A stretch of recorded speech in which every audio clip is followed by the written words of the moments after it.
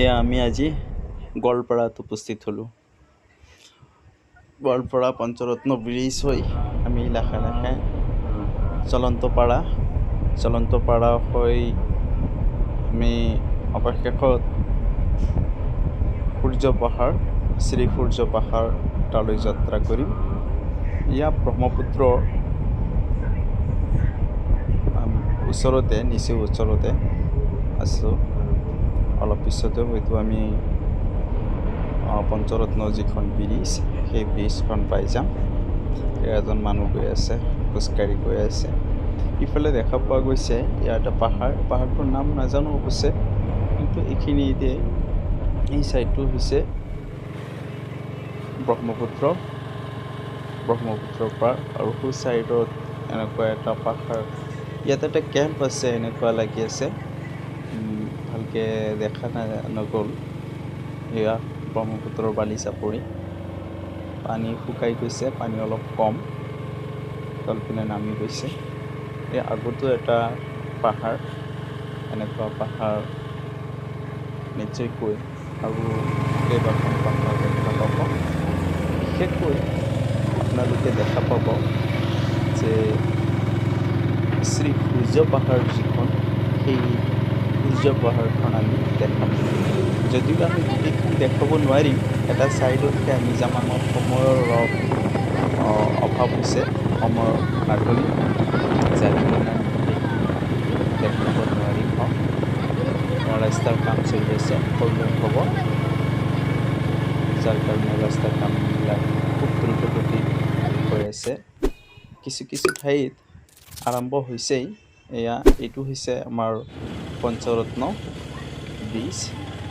ব্ৰিজৰ আৰু এটা ছাইড। এয়া বাও ছাইড যিটো দেখা পোৱা গৈছে, এই ছাইডটোত কাম চলি আছে। তাতো হয়তো আৰু এটা ব্ৰিজ হ'ব, আমাৰ গুৱাহাটী পাণ্ডু যিখন ব্ৰিজ, তেনেকুৱা শৰাইঘাট ব্ৰিজৰ নিচিনা আৰু এখন ব্ৰিজ হ'ব বুলি মোৰ ধাৰণা হৈছে। ইমান সৌন্দৰ্যময়, ব্ৰহ্মপুত্ৰৰ ওপৰত একদম এনেকৈ যদি চোৱা যায়, তেতিয়াহ'লে কুঁৱলীৰে একদম কুঁৱলী আৰু কুঁৱলী এনেকুৱা দেখা পোৱা গৈছে। আচলতে পানী নহয়, এইখিনি কুঁৱলীৰ নিচিনা পানী, আৰু তলত পানীখিনিও আমি দেখাম, কিমানখিনি তলত আছে দেখা পাব।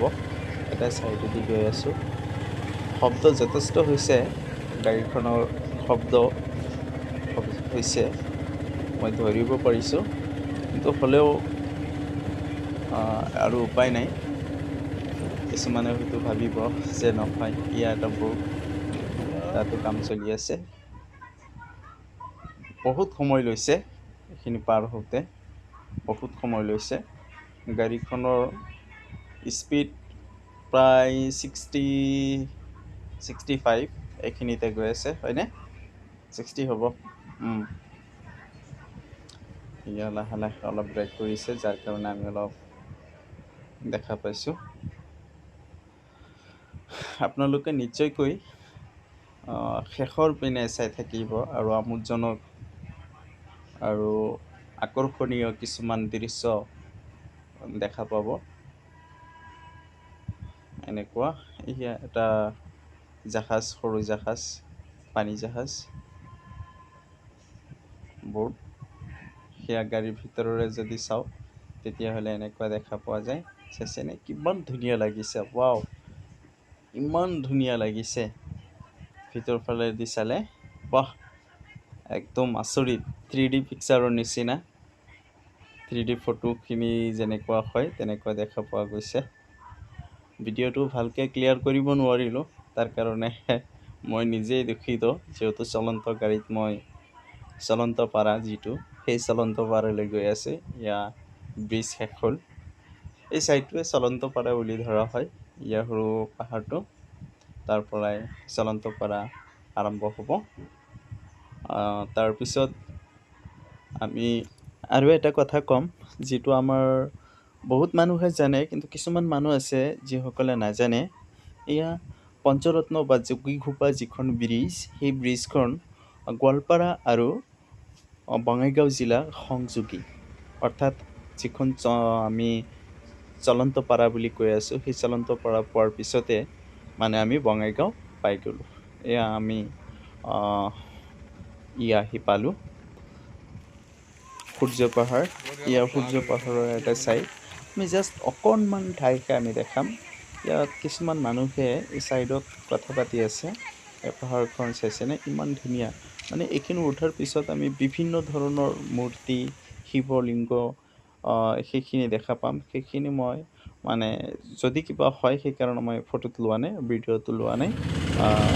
তাৰপিছত আমি লাহে ঘূৰ্ণোৱা হৈছোঁ। আৰু ঘূৰ্ণোৱা হোৱা সময়ছোৱাত আৰু এটা বস্তু নিশ্চয়কৈ আপোনালোকে লক্ষ্য কৰিব পাৰিব।